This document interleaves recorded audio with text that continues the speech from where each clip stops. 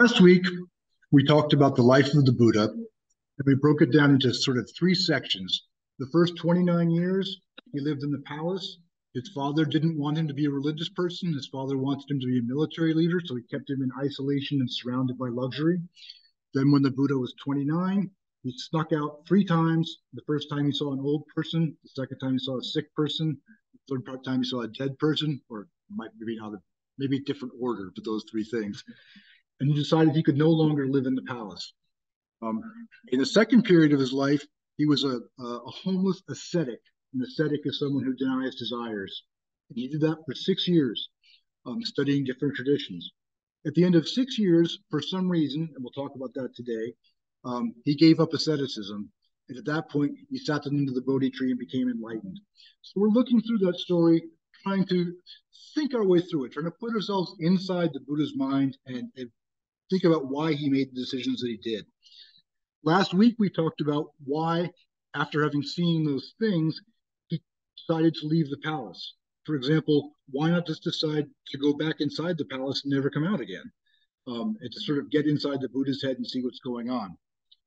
Today, we're going to focus on the next part. We're going to start by focusing on the next part, which is, why does he become an ascetic rather than something else? He could have done a lot of different things.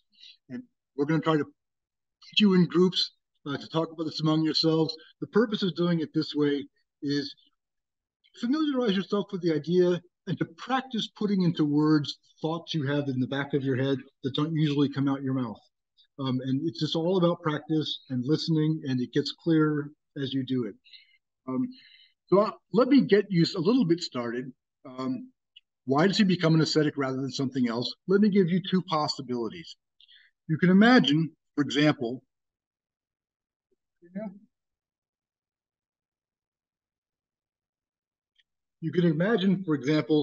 a fictional high school friend. Now, the Buddha didn't go to high school, so he didn't have a high school friend, but you can imagine that he did have a high school friend. And you can imagine his high school friend would have said something like high school students say today, YOLO, you only live once. Don't become an ascetic. Yes, you're going to die, but for that very reason, go out there and skydive, swim with dolphins, try everything, live life to its fullest. So you can imagine the Buddha talking to a friend, or Siddhartha talking to a friend like this, explaining why it is that he chooses to become an ascetic instead of just going out and trying everything. Or alternatively, you can imagine his father. His father, who wants him to be a king, thinking, all right, I have one more chance to get him to be a king. So his father says, no, don't become an ascetic. Why don't you stay here and be a good king? Promote healthcare, education, and jobs. We're not going to solve the problem of birth and death, but maybe that's the best we can do. Maybe the best thing you should do instead of becoming a homeless ascetic is become a good king. So imagine if you were the Buddha, how you would explain your thinking to these other people. And we're going to go into small groups to try to do that. Does that make sense? All right. So in your small groups, here's the way I suggest you do it. If you have a thought, share it. Even if you're just entertaining a possibility, you don't have to know you're right. You don't have to be sure. Just try things out. Don't be afraid to talk. If you're confused, that's a good thing. Try to use that confusion. Try to put your questions into words. Try to take that obstacle and transform it into a means to enlightenment. If you have a confusion, I assure you someone else has the same confusion. They're just afraid to say it. So you'll be doing everyone a favor by putting it into words they'll be thankful for you later. And third, if you don't know what to do at all, help other people talk. Ask someone else what they think. Listen attentively and make people feel comfortable. And just the more we can get ourselves talking together, the more we can put our Buddha natures together, hopefully the clearer some of these things will become. So does that make sense? Does that make sense to the people online? Yes. All right, we'll try can we put the people online into two groups? And in a moment, you'll go into your groups. I could come around and visit in your groups, but I have found in my experience that when I come around and when I stop in, especially in the breakout rooms, everybody stops talking all of a sudden and looks at me. So I'm not going to do that. Not because I don't care, not because I'm not thinking of you, but just because I found that it's best for you for me to go away when you're in groups. So let's take about 10 minutes and be in breakout groups. Just you don't have to find the answer. Just find some different perspectives, and then we'll all get together and talk about it for a few minutes after that when we come back. All right, so I'm going to put you in your groups now. Good luck.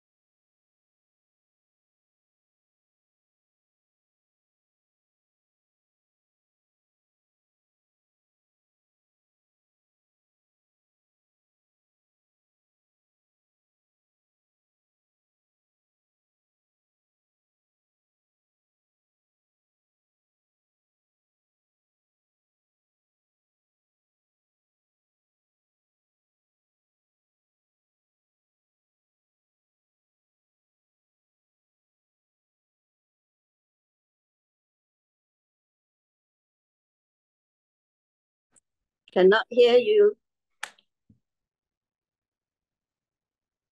Now you're just plain old muted. It's not a microphone. Just got to hit unmute on the thing.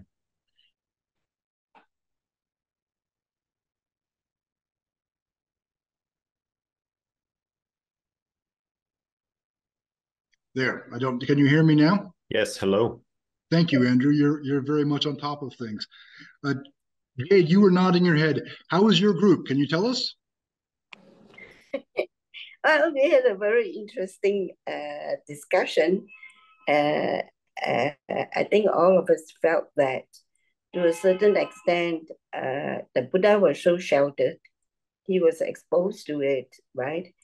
And so he decided he has to go out and experience it himself before he can come up with a solution. Anything that you can be done from external will not solve the problem. You have to see it from inside, experience it, then only you can come up with a solution. I think that's it. Do you agree, Tom and Deborah? I agree. Do you have anything you'd like to add, Deborah? No, I think that was pretty much what we covered like in our group. Yeah. How about the other? Who's in someone from the other group? Tell us about it. Tom. Oh, sorry. Someone from the second group? Can they tell us about their group? Andrew or Marissa, can you hear me? We can hear you. I am trying to talk less because I talked a lot last time. So okay. Trying to refrain. How about the quiet? Why isn't the quietest person from the second group? Tell us what happened in their group. Marissa, was that you? You laughed. I'm sorry, I was trying to unmute myself. I was gonna nominate Andrew, but he passed the mic. So I think we were just kind of talking about how I don't know. I'm having a really hard time disconnecting from seeing myself in this story. So I keep drawing back to myself and my own experience in having gone through a divorce and leaving like my cultural background, leaving my Italian family and um detaching from all of that and then having to go outside this comfortable, cushy lifestyle in order to like experience the very opposite polarity of what I detach from. And I get like him leaving that life and like going to sort of, I don't, in my mind, it's like experiencing the polarity so that he can embody that experience and then draw that experience back. I don't, in my mind, I just see it as this alchemization that he had to go in embody. So I'm having a hard time like detaching from myself from his story. So that's kind of what I heard. And we all kind of agreed that he was able to walk that path and his family was able to eventually join him. I don't know. Andrew shared a little bit about the story. I didn't know whether his family was in support of it afterwards or not once he left. Great. Yeah, I'm very impressed that you guys did a good job. It's hard in Zoom rooms online, and I'm very pleased and impressed that you did as good a job as you did. Does anyone from the group here want to tell us what happened here?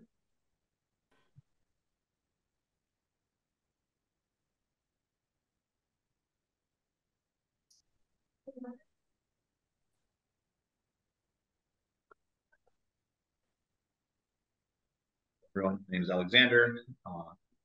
Well, here.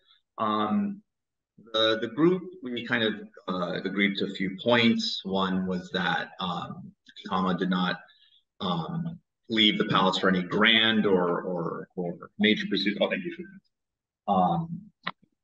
He did not seek out a grand cause or grand purpose initially.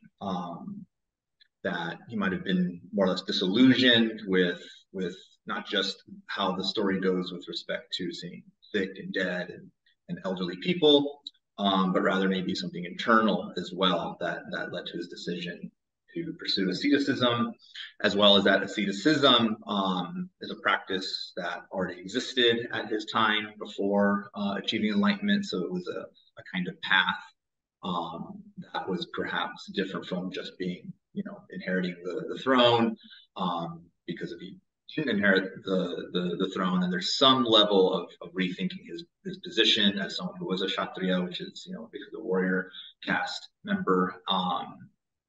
And because that existed, then it allowed him to be introspective. And then within that introspection, perhaps question, or at the very least rethink some cultural assumptions in his life. So those were the main points.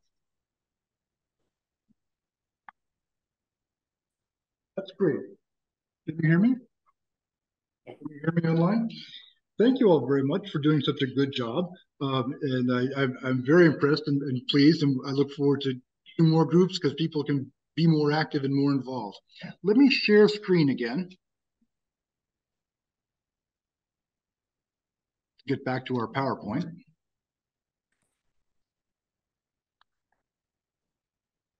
Why isn't it sharing screen? There we go.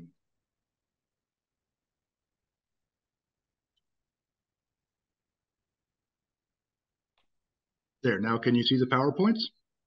Mm-hmm.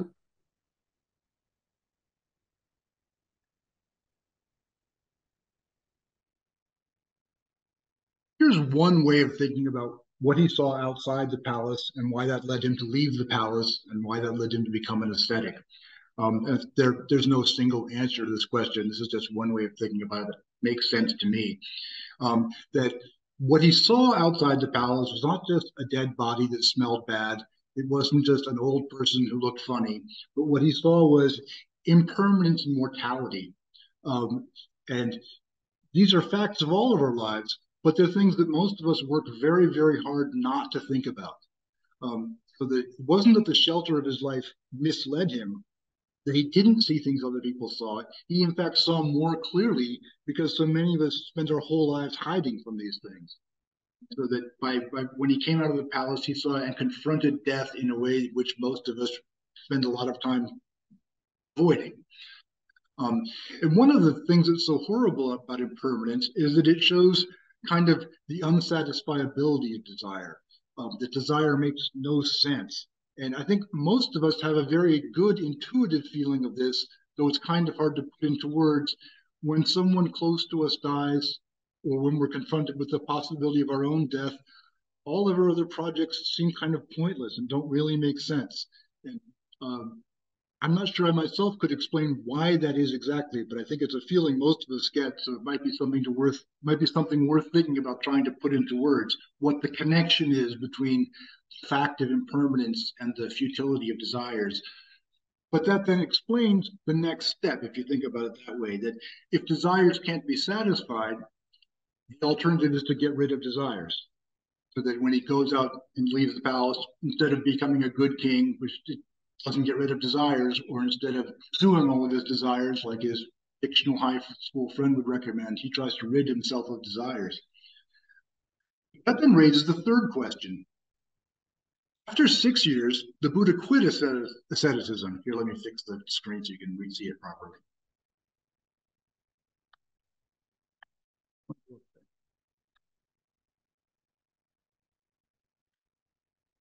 After 6 years, he quit asceticism. And I think we can all agree that the reason for his doing that was not just because it was too hard. We know that the Buddha was very good at it. He could supposedly touch his spine through his stomach. Let's assume he succeeded in ridding himself of desires. Why then didn't he stay that way? Why didn't he just remain an ascetic? Did it not solve the problem? If so, what is the problem? And the second possibility is, did his success in asceticism reveal a different problem? And if so, what was that? I myself have never been free of desires. I haven't had that experience. So I have to kind of run a simulation, imagine what it would be like to be in that position. So see if you can imagine what it would be like to be free of desire. And we'll just meet as a big group now for the rest of class.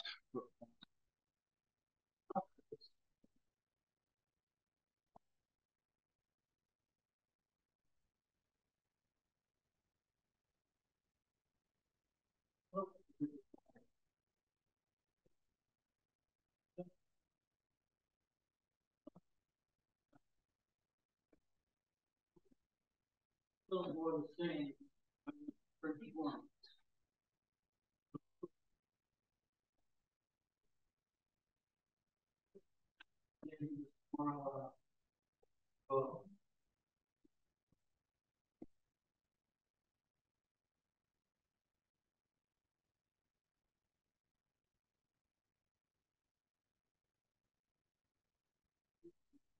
Does anyone online have any thoughts about it?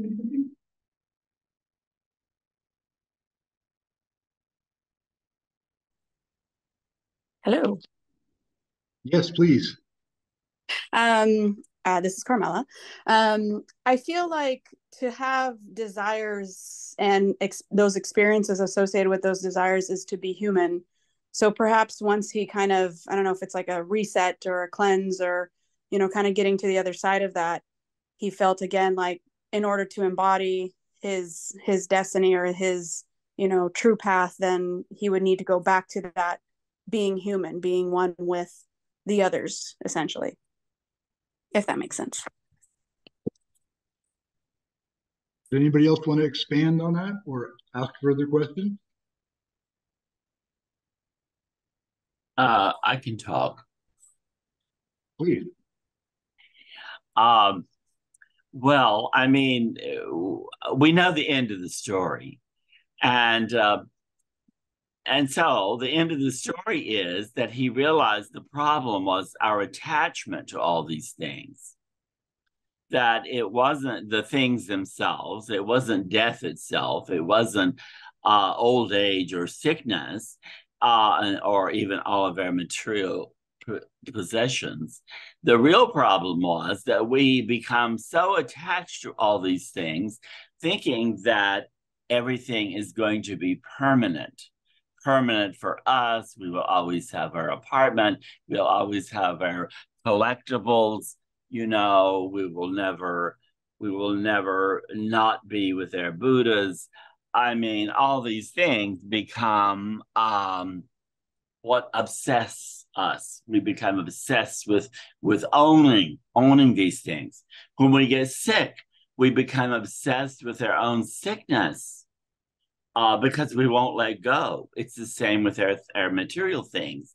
The reason it hurts us when we lose them or have to give them away is we don't want to let go.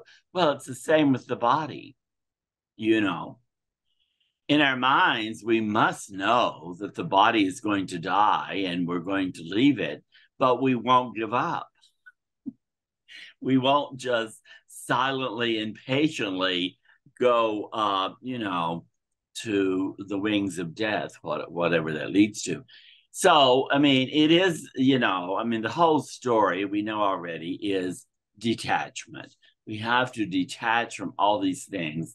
We can't, and of course, I'll shut up in 1 minute. So with the asceticism, he also, in that period, he's trying to detach from everything.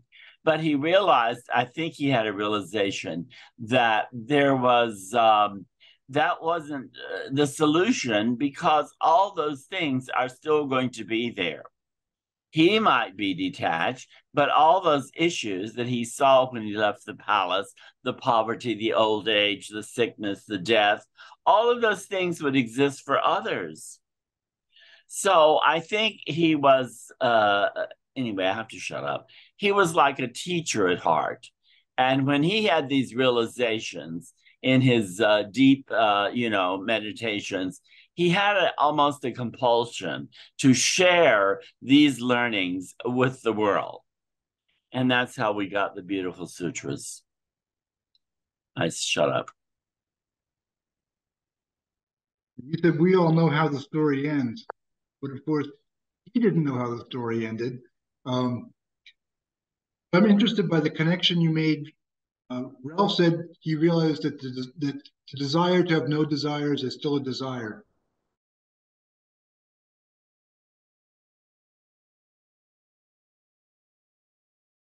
Of all, how that got him to Alfred's point about no attachment. Can anybody else explain that to me? Help me see how to get from point A to point B.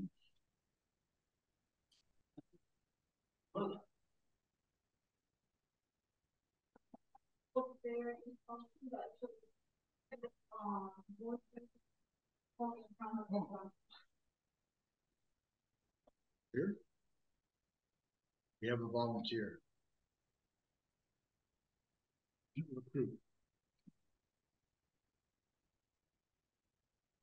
My speculation is that after pursuit of asceticism itself, and doing that for 6 years, he had the realization that this wasn't getting him exactly where he wanted to be. So he abandoned that, and abandoned that which was more dear to him, most dear to him. There was nothing left. And in this abandonment of our most desired desires, this sense of egolessness was attained, that sense of selflessness, and upon that state, realization of that state, he achieved enlightenment because, many religious traditions talk about the dissolution of ego and the resultant realizations. So I suspect it's something along those lines occurred. Thank you. Do any of our other online students have a... I'd like to add something if I can. Yeah. So I mean, and this is how I see it, or how I feel, is that he was able to like reach this sense of, like everyone said, this detachment where he wasn't entangled in anything. Like he wasn't sort of energetically entangled or owned by anything. He was a witness. He was able to reach this state of being a witness, the Buddha consciousness, right? To be a witness, but then maybe when he decided to like kind of come back, it's more of this sense of being in cooperation now with life, with interacting in a sense of cooperation instead of this entanglement, or this, or allowing the mind to control his every, allowing the mind to own and control everything. He was able to kind of be able to just be a witness of everything. But then, like, if you're just a witness and you're just showing up as a witness to everything, are you in cooperation with everything around you? Or are you just kind of like, to me, it's kind of walking by very unattached and I don't know. I think like maybe he was able to find a sense of being in cooperation with everything around him at some point. That's how I witness it. Anyone else? I'd be interested in hearing more about how exactly the Buddha got to that point. What are the steps that got him from point A to point B? So one question I ask here is, could he have come to that realization without leaving the palace? Why did it take him 6 years? What exactly was it that lifted the veil after 6 years, but not before? Cassandra's going to come.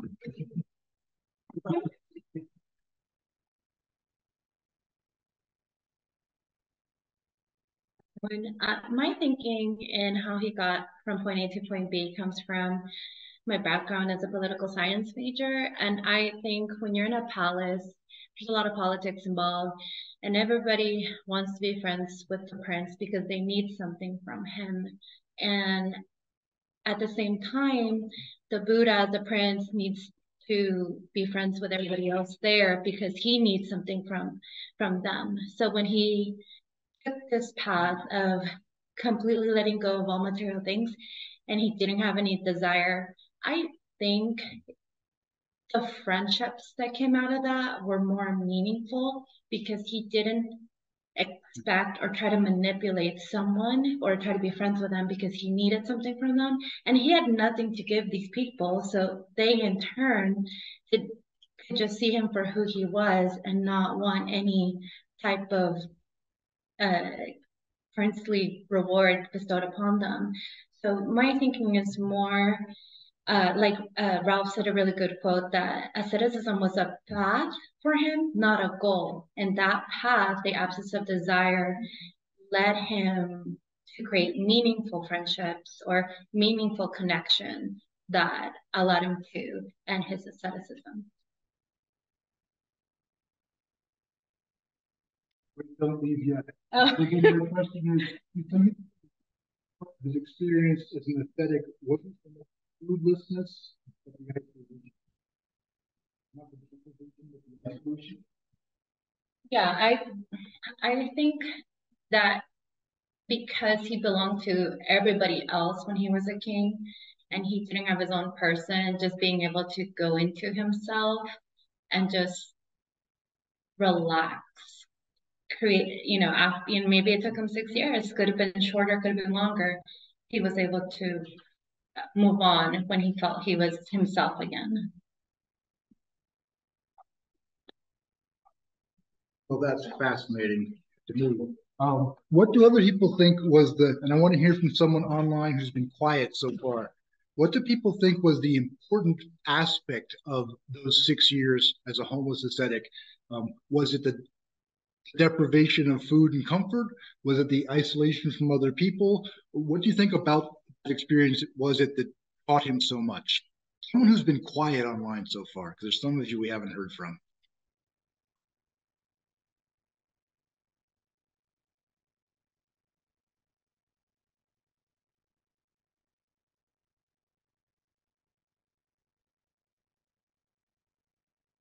For example, have you talked yet?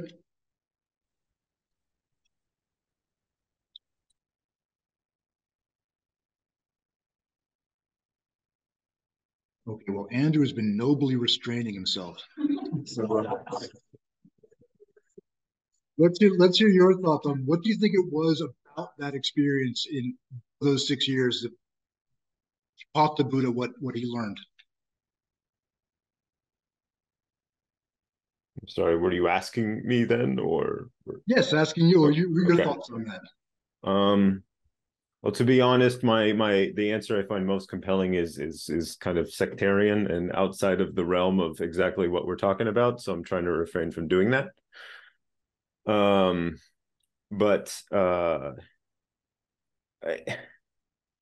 don't know the significance of 6 years, or if one would even consider that to be a particularly long amount of time. Like if somebody went to be an ascetic and they did it for 6 years, would all the other ascetics just be like, oh, you're only just beginning, no wonder it didn't work, you have to keep doing it for another however long? But yeah, I mean, I think it's right to say that there was a desire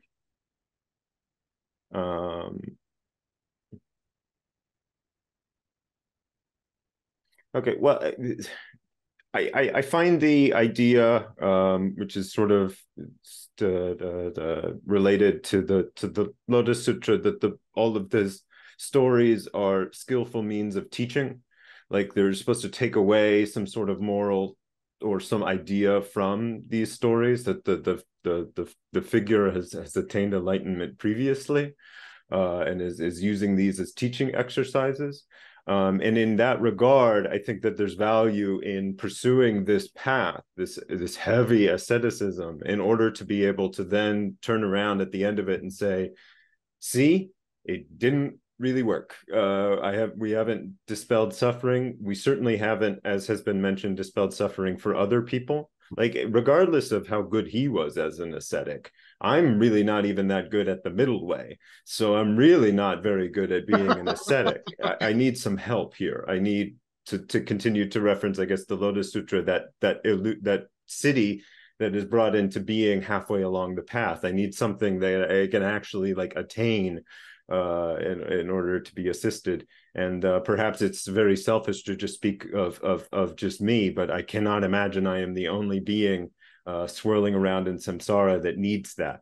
And so for me, the purpose of this story is to say, look, you can take this very extreme angle, and indeed many elements of the Dharma would seem to encourage this very extreme view, but that's not actually what we're saying. That's not going to be helpful probably to yourself, and it's definitely not going to be helpful to other people. Thank you. Now, I want to get back to you in a minute because I want to hear your non-sectarian version. You've got me intrigued. But Deborah had her hand up. So Deborah, did you have something to add? I don't know. Maybe my thought was, it's kind of like he went out to experience because he always lived in a palace. So when you're living with like a silver or gold spoon, like you'll never understand how does it feel like to be sick, um, poverty, like you won't understand any of these things. I think this is why he went outside to explore and understand like, oh, what's going on. But I think when you start to realize it, like kind of like we're saying in the group, in order to solve it, you have to like look within. But I guess when he looked within, maybe it doesn't work because I don't know, like he had to find another way to like practice on him or like teach it to others. I think maybe that's why, I don't know. Interesting to think about. Just try to recreate that night when, or I suppose it was a night, whatever day it was, when the Buddha decided he'd learned what he had to learn from asceticism, and he turned that corner. What exactly was it that made that moment happen? I really don't know, but it's an interesting question to ask and to try to imagine what it would be like to be free of desires, because as Andrew said, we're all so far from that point ourselves. We have a few minutes left, though, and so I want to hear, Andrew, can you tell us your non-sectarian answer? Yeah, the sectarianism did leak in there. It definitely did. I find the Mahayana very compelling, so it's hard for me to disengage that from my thought process. But I mean, all of these, the framing of the question is a bit odd, I think, because and I think you mentioned in response to, and I apologize, I don't remember in response to exactly what, that we know how the story ends, but he didn't necessarily at the time. But that's not really true, right? Like even within the Pali tellings of stories, not getting into his enlightenment in prior lives of the Mahayana, but even in the Pali, he's proclaimed that he's going, this is his last birth. He's pointed at the sky, he's pointed at the earth, and he says, this is my last birth. I will attain enlightenment. And become a Buddha. So to an extent, he sort of does know, I guess, in that tellings of what it is. But that's outside the framing of this exact story. But I do think the most historically compelling answer is just that, as somebody came up and said from the in-person, that this is just historically how this sort of spiritual path was partaken at the time. The way of the Brahman was to go off into the forest, join the rishis, and become an ascetic as such. So I think built in is a degree of sectarianism, and that the story is saying, sorry, that doesn't work. There's all of these traditions that say that this is the way to go. I tried it, it's no good. Or it may not no good. That's not the point. There's perhaps spiritual value, but it's not going to take you all the way.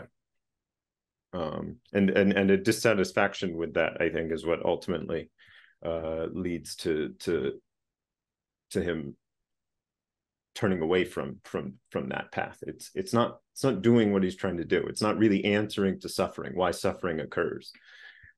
You can, even if it results in succeeding in turning away from suffering for yourself, it doesn't answer the question as to why that suffering is there, and it doesn't really get rid of it. It doesn't solve the problem. It's just getting rid of the problem. It's pushing it off to the side and then saying, I'm just not going to deal with it at all. And that was not the problem that the Buddha to be was trying to solve, as far as I can tell. So there's Back a lot. bit. Yeah, no, that's a lot to think about. Thank you. Back on this question of whether the Buddha knew how the story was going to end. I mean, you're right. In a certain sense, he did know how the story was going to end, because he said, I will be enlightened one day. He wasn't at that day yet. Something was happening between this day and that day. And there's a lot of emphasis in the early texts on what a great teacher the Buddha was. As a teacher myself, I've begun to respect things in a different way, that a lot of these things, like something like the story of the Buddha's life, which is people have been remembering and talking about for centuries, millennia, it's just such an interesting story. You can read it historically, or you can sort of project yourself into it kind of existentially, and you can learn things almost from any approach, no matter which way. So I think that the stories have a kind of pedagogical genius that they're always interesting. That said, we're running out of time. For next week, we're going to look at what Buddha learned from this story. When some of his first sermons had to do with the middle way and the Four Noble Truths. So we'll start next week with the middle way. And let me just ask you, what exactly is the middle way, midway between? Is it just between, is it midway between, 0 sandwiches and 2 sandwiches is 1 sandwich? Or is it something else other than that? And the Four Noble Truths.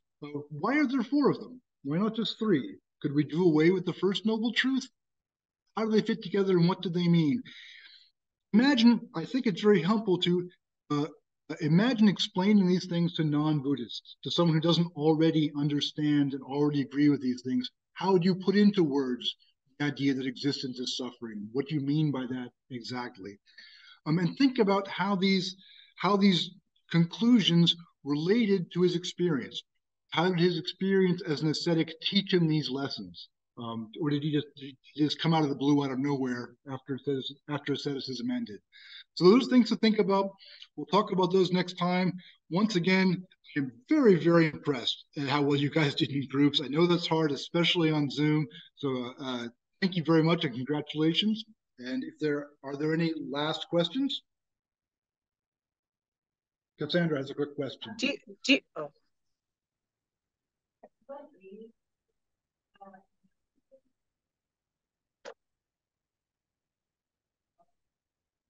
Question is, what age did the Buddha know he was enlightened, and what age did he know he was going to become Buddha?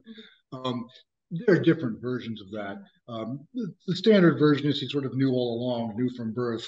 But historically, when he was 29, and then 5 years, 34, he became enlightened. There are different versions. Is there somebody online with a question or thought? I just wanted to ask if it's possible if you or anyone else on here would be able to recommend like a book for someone like me who's very new to his life, like just like a good initiation book. Anybody have any suggestions? There's the biography of the Buddha by the Venerable Hisin Yun, the FoGuangHuB's published version. Okay, awesome. I think it's literally called a biography of the Buddha, but I can double check that. Okay, if you don't mind, Andrew, do you mind do we have a chat on here, right, on the in our classroom? I believe we do. Okay, and just in case I can't find the book, but biography of the Buddha. Okay. Thank you so much, Andrew. All right, anybody who's staying and chatting can stay, but the rest of you, thank you very much, and I will see you next week to talk about the middle way and the Four Noble Truths.